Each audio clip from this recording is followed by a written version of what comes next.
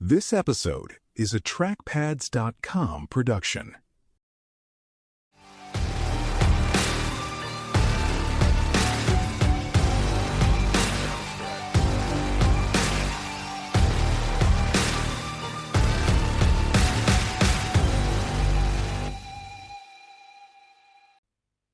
Welcome to Headline Wednesday from Dispatch U.S. Military History Magazine, developed by TrackPads.com. Each week, we take one pivotal moment from United States military history and follow it from the first warning signs to the final outcome. Today, we go to the southeast corner of the Korean Peninsula in the Korean War for the story of the Pusan Perimeter. The summer air over southeastern Korea was thick with dust, cordite, and heavy humidity when the line finally stopped moving backward. Along the ridges west of the port of Pusan, American and South Korean soldiers dug into rocky soil after weeks of retreat. North Korean forces had driven them down the peninsula, from village to village and river to river, until there was almost nowhere left to go. Behind them lay Pusan's crowded harbor, with piers jammed with supplies from Japan, hospital ships at anchor, and the only functioning lifeline the United Nations Command still had inside Korea. Every man on those hills understood that if this ground fell, everything behind it might fall with it. Many of the troops holding the perimeter were new to the war, or badly shaken by earlier fights.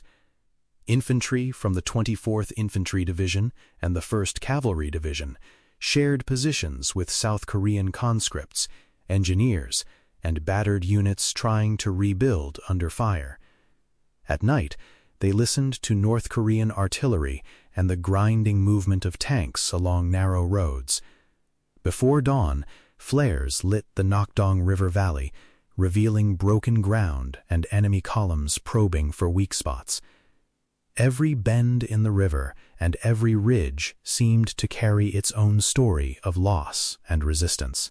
On a map, the Pusan Perimeter looked like a rough bulge anchored on the sea north of Pusan, looping inland along the Nakdong River before curving back to the eastern coast.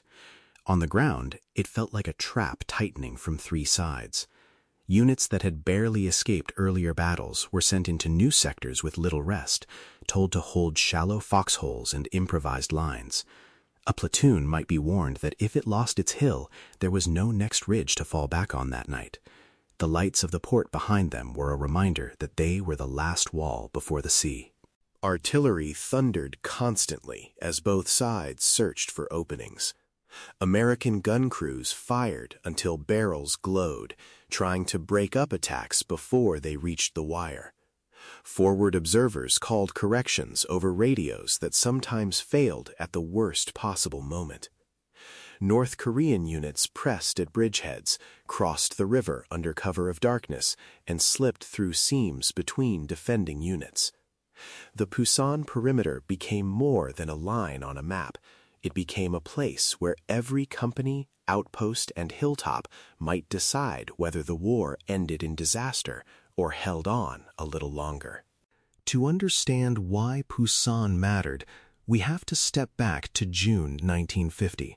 North Korean forces crossed the 38th parallel with surprise, momentum, Soviet-made tanks, artillery, and experienced infantry. They smashed through an ill-prepared South Korean army, and the first American units rushed in from Japan. Early stands at places like Osan and Taejon slowed the advance, but did not stop it. Each brief defense bought time, but it was paid for in blood, abandoned equipment, and more ground lost. By late summer, the United Nations Command had one irreplaceable asset inside Korea: the deep-water port of Pusan. Ships delivered ammunition, fuel, rations, medical support, and reinforcements from the United States and Japan. Nearby airfields supported fighter bombers that struck North Korean columns and helped frontline troops. If Pusan fell, the defenders would lose their main supply base, evacuation route, and staging point for any future offensive. The war in Korea might effectively be over. The perimeter was shaped by both terrain and logistics. Commanders chose ground that could be supplied from the harbor and rail lines, while also using ridges, rivers, and bottlenecks for defense.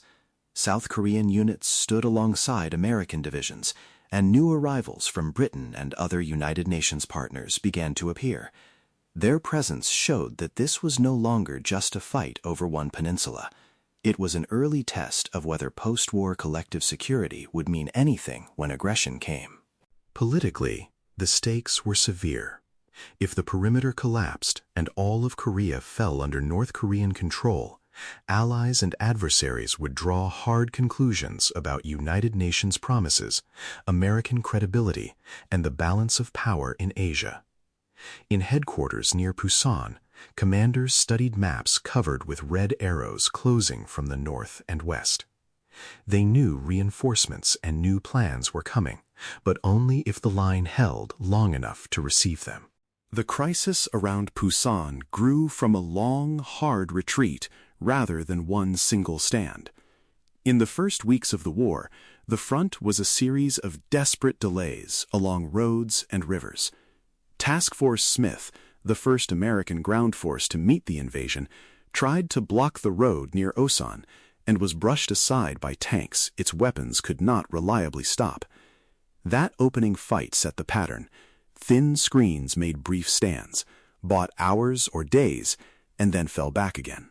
As July wore on, American units from Japan arrived piecemeal, including elements of the 24th Infantry Division, 1st Cavalry Division, and 25th Infantry Division. Many soldiers had been trained for occupation duty, not high-intensity combat against armored attacks. Commanders had to relearn mobile defense under pressure while coordinating with South Korean forces that were breaking, reforming, and fighting again. Maps were imperfect, radios unreliable, and the pace of retreat left little time to build strong defenses before the next withdrawal.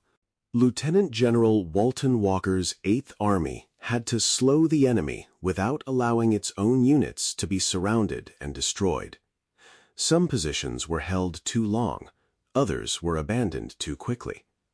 Air power struck North Korean columns, but it could not be everywhere. North Korean commanders adapted by moving at night, spreading out, and using Korea's hills and valleys for concealment.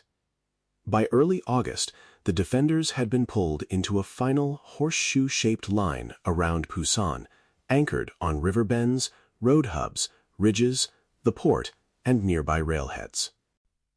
Once the perimeter formed, the war did not become a quiet siege.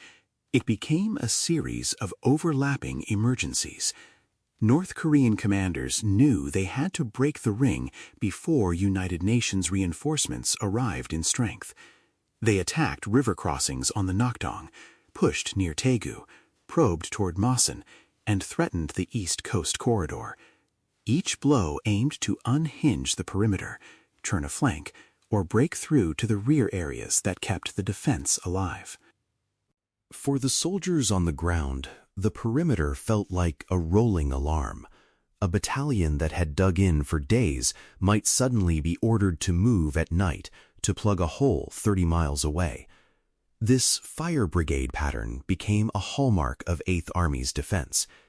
Units such as the 27th Infantry Regiment, known as the Wolfhounds, and other hard-used regiments counterattacked wherever North Korean troops crossed the Nakdong or seized key hills. The defenders were often tired, short on reserves, and working from incomplete information, but they kept moving. The fighting along the Nakdong River, especially in the Nakdong Bulge, showed the character of the battle. North Korean infantry crossed at night on rafts or shallow fords, then brought in mortars and light artillery once they gained a foothold. At dawn, American and South Korean observers spotted new positions and called artillery and airstrikes. Counterattacking infantry fought through heat, mud, and tangled riverbanks to drive the attackers back.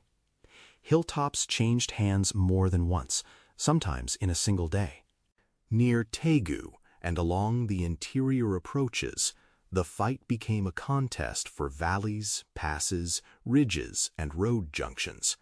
South Korean divisions carried much of the load, supported by American advisors, artillery, and occasional armored forces. Villages became strong points. North Korean troops infiltrated through the hills, appearing behind roadblocks or in areas thought to be secure.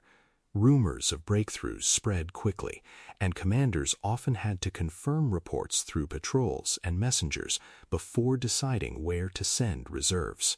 Air power and naval gunfire added vital layers of support. Fighter bombers hit troop concentrations, bridges, supply dumps, and columns behind North Korean lines. Naval guns along the coast struck targets when observers or aircraft could locate them.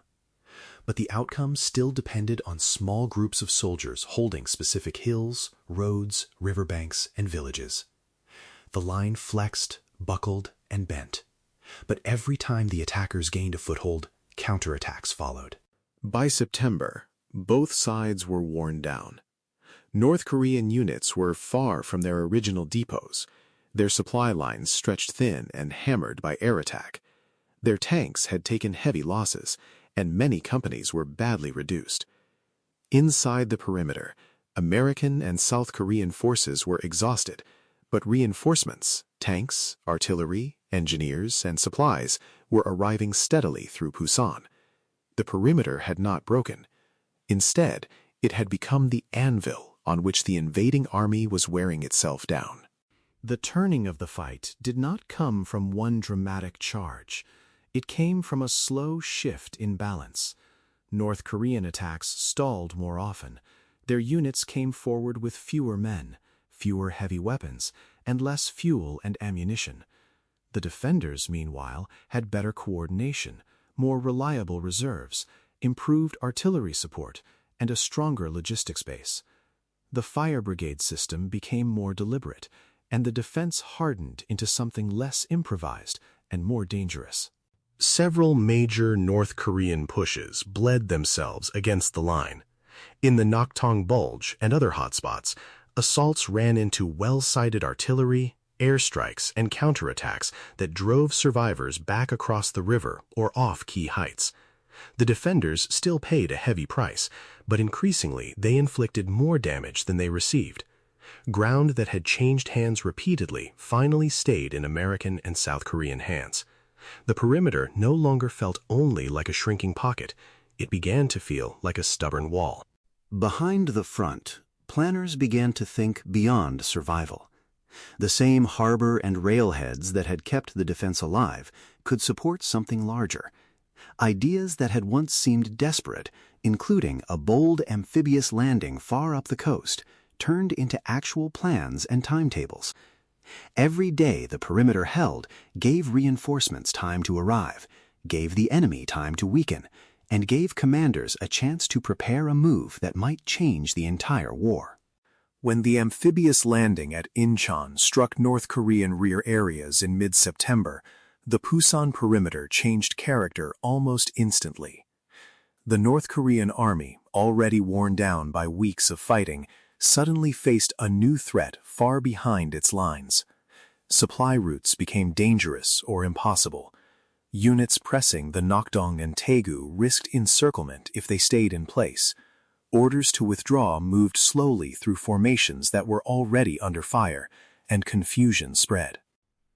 For the troops who had been holding the hills and river lines around Pusan, the shift opened the door to a new kind of fight.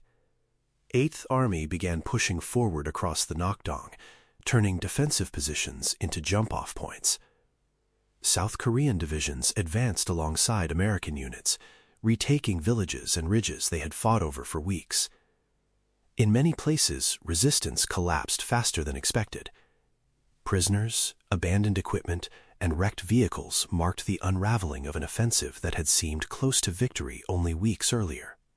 The immediate result was the lifting of the threat to Pusan and the restoration of a continuous front moving north. Within weeks, Seoul would be back in friendly hands, and United Nations forces would be driving deep into territory held by the North earlier that summer. Strategically, the defense of Pusan made the Incheon landing and the wider counteroffensive possible. Without that last stand, there would have been no secure base, no protected port, and no experienced force ready to break out. The legacy of the Pusan Perimeter reaches far beyond the Korean War map. It became an early Cold War demonstration that a hastily assembled coalition could absorb a sudden shock, hold under extreme pressure, and then reverse an aggressor's gains.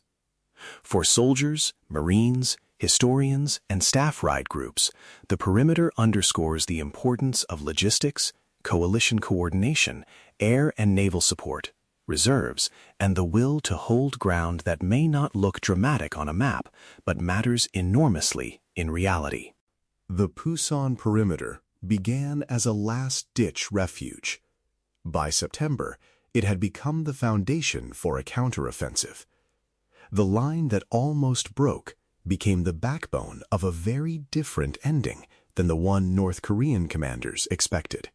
You can hear more narrated Headline Wednesday stories in the Dispatch audio editions at dispatch.trackpads.com and follow daily conversation in the United States Military History Group on LinkedIn.